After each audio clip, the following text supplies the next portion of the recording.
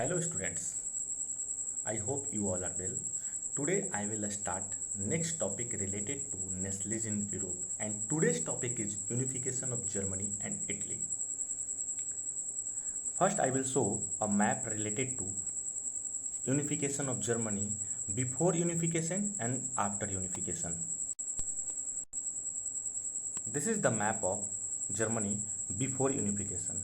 You know, in yellow color occupied by Austria, blue color by Prussia and brown colour by German confederation. आप जानते हो कि Napoleon के द्वारा 39 German state को कॉन्फेडरेंस किया गया था। तो ये आप देख रहे हो, ये बिफोर यूनिफिकेशन का है।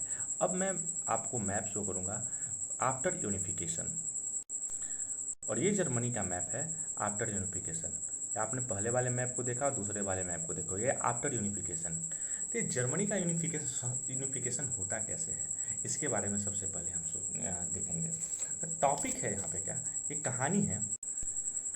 स्टोरी स्टार्ट होता है 1848 के फ्रैंकफर्ट पार्लियामेंट से, जब वहाँ जर्मनी के मिडिल क्लास के लोगों ने यूनिफिकेशन करने की कोशिश की। मतलब स्टोरी स्टार्ट होता है 1848 के फ्रैंकफर्ट पार्लियामेंट से। आप याद रखना, जर्मनी का यूनिफिकेशन 1848 फ्रैंकफर्ट पार्लियामेंट से होता है, जब वहाँ के मिडिल क्लास के लोग जर्मनी को यूनिफिकेशन करने की कोशिश करते हैं, और मिडिल क्लास के लोग मोनार्क को प्रपोजल देते हैं यूनिफिकेशन का। लेकिन होता क्या है कि उस समय का जो मोनार्क होता है फ्रेडरिक विलियम फोर्थ, वो प्रपोजल को रिजेक्ट कर देता है। जो आइडिया यूनिफिकेशन का दिया गया था उसे वो रिजेक्ट कर देता है।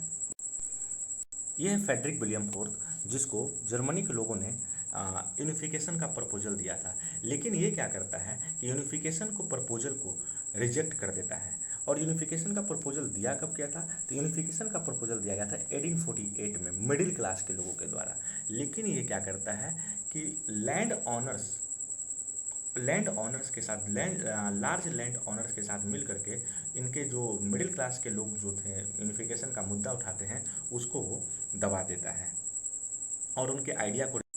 बाद में जर्मनी का यूनिफिकेशन का जिम्मेवारी प्रसिया पर आ जाता है, और प्रसिया का new monarch Kaizer William first और सीएम ऑटोमन बिस्मार्क दोनों ने मिलकर 7 ईयर्स में 3 वॉर्स लड़े थे।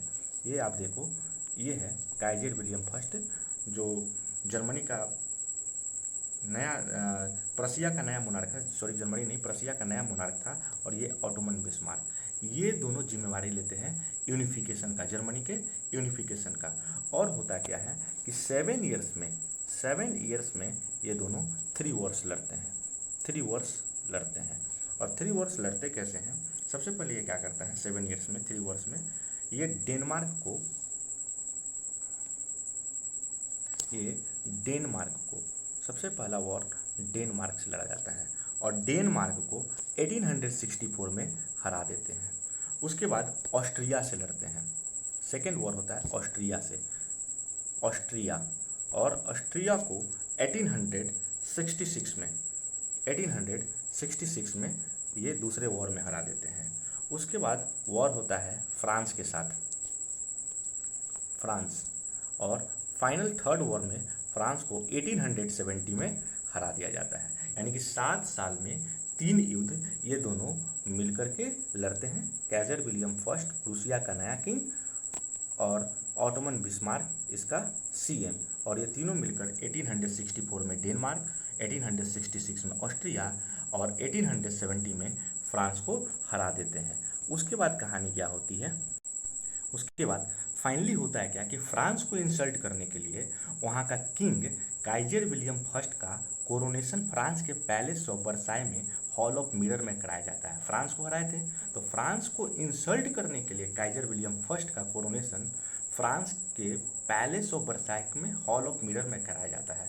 और 18 जनवरी 1871 को 1871 को जर्मनी का यूनिफिकेशन हो जाता है। जर्मनी को एक नेशन बना दिया जाता है, और चूंकि जर्मनी का यूनिफिकेशन की जिम्मेवारी प्रूसिया के द्वारा हुआ था, इसलिए सारे रूल और रेगुलेशन प्रूसियन मॉडल पर होता है, और इस प्रकार यह कहा जा सकता है कि आर्मी ने जर्मनी को यूनिफाई किया था।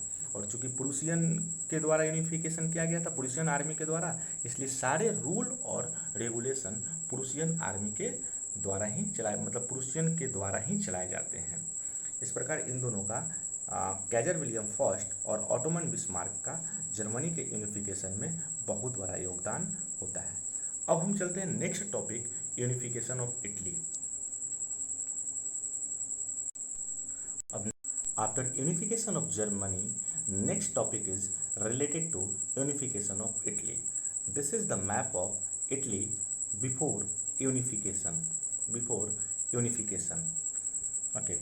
During the 19th century, middle 19th century, 19th century, Italy was divided into seventh state. Italy was divided into seventh state.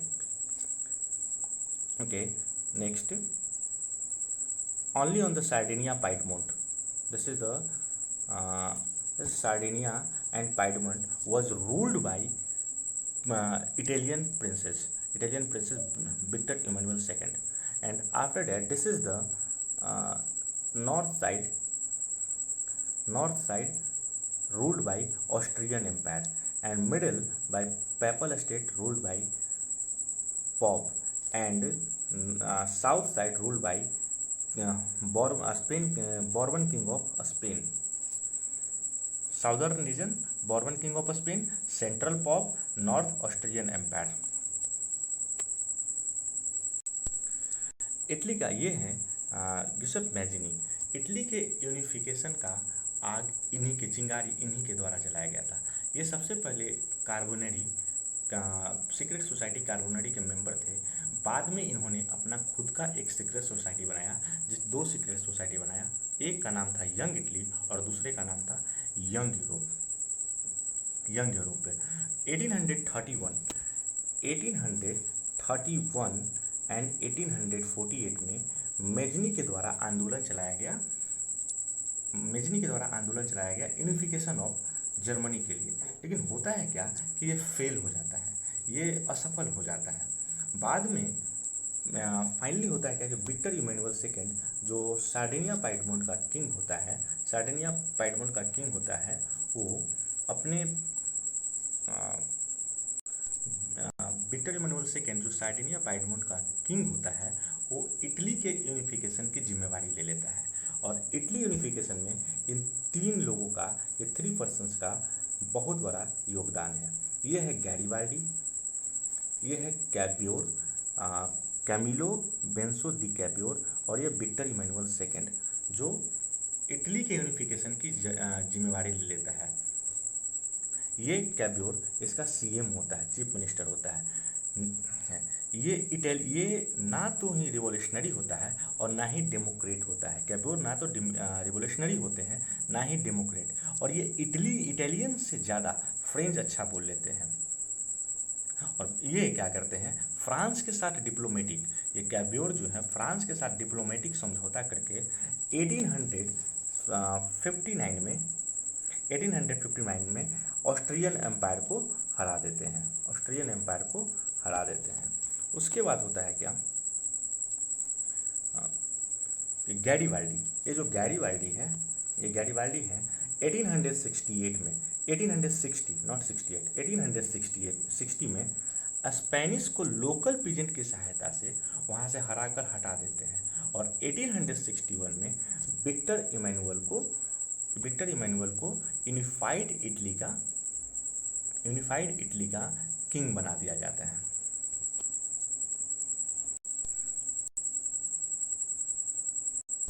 और ये है इटली का मैप आफ्टर यूनिफिकेशन। सार्डिनिया पाइडमोंट से होते हुए ये पूरे क्षेत्र पर विक्टर इमैनुअल का पावर आ जाता है। ये क्षेत्र कैवियोर के द्वारा आज़ाद करवाया जाता है। और ये क्षेत्र जो होता है साउदर्न क्षेत्र होता है गैरिबाल्डी, और ये क्षेत्र पोप डरकर खुद छोड़ देता है इस क्षेत्र को।